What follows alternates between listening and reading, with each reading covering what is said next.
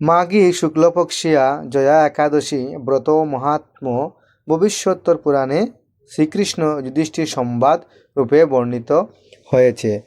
শ্রী গরুড় পুরাণে মাঘ মাসের শুক্লপক্ষিয়া একাদশী তিথিকে বৈমী একাদশী নামে অভিহিত করা হয়েছে। কল্পান্তরে বিভিন্ন পুরাণে বিভিন্ন রকম নাম দেখা যায়।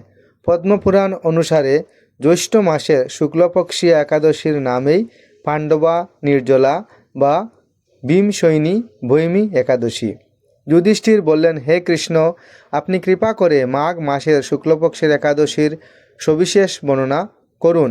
শ্রীকৃষ্ণ বললেন, হে মহারাজ, মাঘ মাসের শুক্লপক্ষের একাদশী জয়া নামে প্রসিদ্ধ। এই তিথি সর্বপাপ বিনাশিনী, সর্বশ্রেষ্ঠা, পবিত্রা, সর্বকাম ও মুক্তিপ্রদায়িনী। এই ব্রতের ফলে মানুষ কখনো প্রেততত্ত্ব প্রাপ্তি হয় না। এই একাদশীর নিম্নরূপ উপাখ্যান শোনা যায়।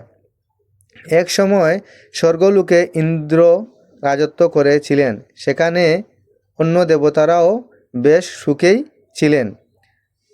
তারা পারিজাত পুষ্প শোভিত নন্দনকাননে অপ্সরাদের সাথে বিহার করতেন। একদিন 50 কোটি অপ্সরার নায়ক দেবরাজ ইন্দ্র স্বেচ্ছায় আনন্দ ভরে তাদের নৃত্য করতে বলেন। নৃত্যের সাথে গন্ধর্বগণ গান করতে লাগলেন। পুষ্পদত্ত, চিত্রসেন প্রভৃতি প্রধান প্রধান গন্ধর্বেরা ও সেখানে উপস্থিত ছিলেন। চিত্রসেনের পত্নীর নাম মালিনী। পুষ্পবন্তী নামে তাদের এক কন্যা ছিল। পুষ্পদত্তের পুত্রের নাম মাল্যবান। মাল্যবান পুষ্পবন্তীর রূপে মুগ্ধ হয়েছিল। পুষ্পবন্তী পুনঃ পুনঃ কটাক্ষ ধারা মাল্যবানকে বশীভূত করেছিল। ইন্দ্রের প্রীতিবিধানের জন্য তারা দুজনেই সেই সভায় যোগদান করেছিলেন, কিন্তু একে অপরের প্রতি আকৃষ্ট থাকায় উভয়েরই চিত্ত বিভ্রান্ত হচ্ছিল। সেখানে তারা পরস্পর কেবল দৃষ্টিবদ্ধ অবস্থায় দাঁড়িয়ে রইল। ফলে গানের ক্রম বিপর্যয় ঘটল। তাদের এইরকম তাল, মান, ভঙ্গভাব দেখে তারা যে পরস্পর কামাসক্ত হয়েছে, দেবরাজ ইন্দ্র তা বুঝতে পারলেন। তখন তিনি ক্রোধবশে তাদের অভিশাপ দিলেন, রে মূঢ়, তোমরা আমার আজ্ঞা লঙ্ঘন করেছ। তোমাদের দিক এখনই তোমরা পিশাচ যোনি লাভ করে মর্ত্যলোকে নিজের দুষ্কর্মের ফল ভোগ করো। ইন্দ্রের অভিশাপে তারা দুজন দুঃখিত হয়ে হিমালয় পর্বতে বিচরণ করছিল। পিশাচ তত্ত্ব প্রাপ্ত হওয়ার ফলে তারা অত্যন্ত দুঃখ ভোগ করতে লাগল। হিমালয়ের প্রচণ্ড শীতে কাতর হয়ে নিজেদের পূর্ব পরিচয় বিস্মৃত হলো। এভাবে অতি কষ্ট সেখানে দিন যাপন করতে লাগলো। একদিন পিশাচ নিজ পত্নী শচীকে বলল, সামান্য মাত্র পাপ করিনি, অথচ নরক যন্ত্রণার মতো পিশাচ তত্ত্ব প্রাপ্ত হয়েছি। অতএব এখন থেকে আমরা আর কোনো পাপ করব না। এভাবে চিন্তা করে তারা মৃতপ্রায় সেই পর্বতে বসে বাস করতে লাগলো। তাদের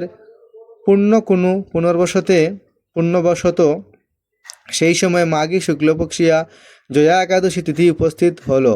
তারা একটি অশুক বৃক্ষতলে নির্হারে নির্জলা অবস্থায় দিবানিশি যাপন করল। শীতের প্রকোপে অনিদ্রায় রাত্রি অতিবাহিত হলো। পরের দিন সূর্য উদয়ে দ্বাদশী তিথিতে উপস্থিত হলো। একাদশীর দিন অনাহার ও রাত্রি জাগরণে তাদের ভক্তির অনুষ্ঠান পালিত হলো। এই ব্রত পালনের ফলে ভগবান বিষ্ণুর কৃপায় তাদের পিশাচ তত্ত্ব দূর হলো। তারা তাদের পূর্বরূপ ফিরে পেল এবং স্বর্গে ফিরে গেল। ইন্দ্র তাদের দেখে অত্যন্ত আশ্চর্য হলেন। তিনি জিজ্ঞাসা করলেন, কোন পুণ্য ফলে তোমাদের পিশাচ তত্ত্ব দূর হলো? আমার অভিশাপ থেকে কে তোমাদের মুক্তি করল? মাল্যবান বললেন, হে প্রভু, ভগবান বাসুদেবের কৃপায় জয়া একাদশীর পুণ্য প্রভাবে আমাদের পিশাচ তত্ত্ব দূর হয়েছে। তাদের কথা শুনে দেবরাজ ইন্দ্র বললেন, হে মাল্যবান, তোমরা এখন থেকে আমার অমৃত পান করো। একাদশী ব্রতে যারা আসক্ত এবং যারা কৃষ্ণ ভক্তি পরায়ণ, তারা আমাদেরও পূজ্য বলে জানবে। এই দেবলোকে তুমি পুষ্পবন্তীর সাথে সুখে বাস করো।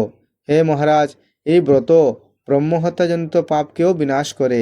এই ব্রত পালনে সমস্ত প্রকার দানের ফল লাভ হয়। সকল যজ্ঞ ও তীর্থের পুণ্য ফল এই ব্রত প্রভাবে আপনা হতেই পালন হয়।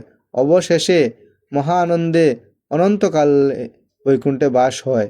এই ব্রতকথা পাঠ ও শ্রবণে অগ্নি অষ্টমী যজ্ঞের ফল লাভ হয়। হরে কৃষ্ণ।